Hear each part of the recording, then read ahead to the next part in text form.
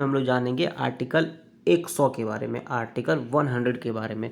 ये आर्टिकल बताता है कि लोकसभा राज्यसभा में जो वोटिंग होगा वो कैसे होगा, और साथ ही साथ जो लोकसभा राज्यसभा है उसका वोटिंग के मामले में क्या पावर है, ये अगर वैकेंसीज है और या फिर कोरम है, उस सिचुएशन में लोकसभा राज्यसभा में वोटिंग का क्या सिचुएशन वगैरह बनता है।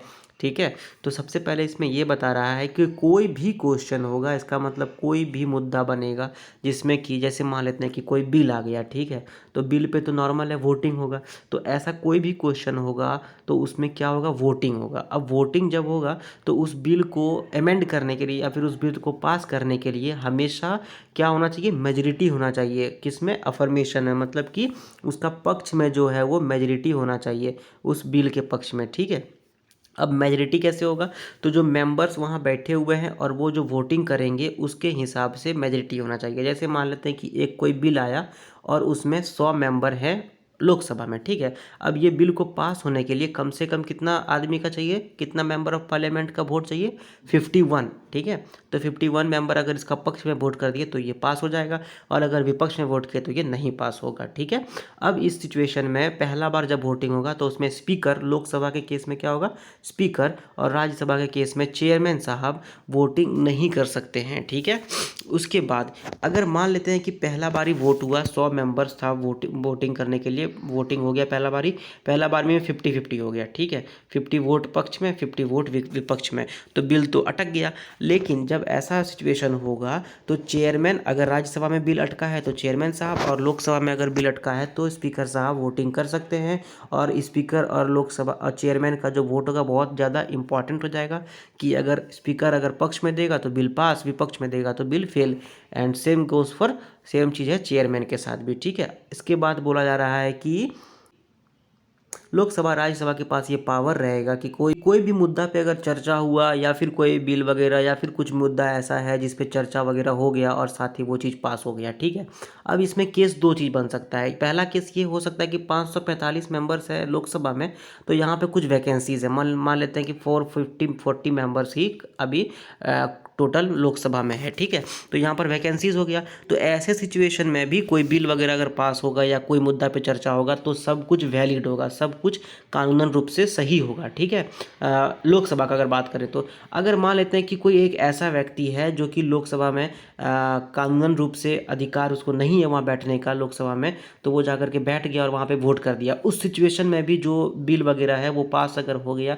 या फेल हो गया तो वो वैलिड होगा। हालांकि ये जो कंडीशन है कि कोई व्यक्ति बिना लीगली, बिना कानूनन रूप से अगर वहाँ पर जाके बैठ सकता है, ये तो नामुमकिन है, क्योंकि सुरक्षा ही इतना ज़्यादा मतलब कड़ा रहता है। ठीक है, तो इस ये कहना चाह रहा है कि लोकसभा राज्यसभा में अगर उसका वैकेंसी है कुछ 545 के बदले 540 मेंबर्स है, तो भी कोई बिल हो या कोई भी चर्चा हो तो मान्य होगा, वैलिड होगा। और कोई ऐसा व्यक्ति जो कि लोग मतलब सांसद नहीं है, वहाँ जाकर के बैठ गया है, वहाँ पे जाके वोट दे दिया, फिर भी वो बिल अगर पास हो गया तो मान्य रहेगा। ठीक है, उसके बाद ये कहा जा रहा है कि जो कोरम है, मतलब कि एक होता है ना, शब्द होता है, उसको बोलते हैं कोरम। ठीक है, तो वो जो कोरम है लोकसभा या राज्यसभा का, वो मिनिमम मेंबर्स बोलते हैं उसको, कि इतना कम से कम मेंबर होना चाहिए हाउस को फंक्शन करने के लिए, हाउस को चलाने के लिए। तो कितना फंक्शन, जैसे मान लेते हैं कि लोकसभा में 445 मेंबर है, ठीक है, तो कोरम जो होता है वो 1/10 होता है। तो 445 का कितना हो गया, 54.5, मतलब 55 मेंबर्स कम से कम लोकसभा में हर सीटिंग में चाहिए, लोकसभा को फंक्शन करने में, लोकसभा को चलाने में। ठीक है, और राज्यसभा का केस में कितना हो जाएगा, तो 252 है, तो 252 का 1/10 मतलब कि 25 आदमी, 26 आदमी कम से कम चाहिए राज्यसभा को फंक्शन करने में। एक सत्र में कम से कम राज्यसभा में 26 आदमी का होना जरूरी है, तभी वो फंक्शन कर सकता है। 26 आदमी मतलब 26 MP। ठीक है, तो 26 MP फंक्शन करेगा। अब मान लेते हैं कि लोकसभा या राज्यसभा में कोरम नहीं बना, 1/10 मेंबर नहीं आया। ठीक है, मान लेते हैं कि लोकसभा में 40 मेंबर ही आया, तो उस सिचुएशन में क्या होगा, जो स्पीकर साहब है वो क्या बोलेंगे कि लोकसभा में जो है कोरम नहीं बना है, इसलिए ये या तो उसको बर्खास्त किया जाए, मतलब कि हाउस को एडजर्न कर दिया जाए, या फिर हाउस को जो है हम सस्पेंड करते हैं, कुछ दिन के बाद उसको फिर से चालू किया जाएगा। और राज्यसभा का केस में क्या होगा, चेयरमैन साहब ही सेम चीज़ बोलेंगे कि अभी जो है हाउस को एडजर्न किया जाता है, फिर बाद में, या फिर इसको हम बाद में फिर से अभी सस्पेंड किया जाता है, बाद में फिर से हाउस चलेगा जब कोरम बन जाएगा तो।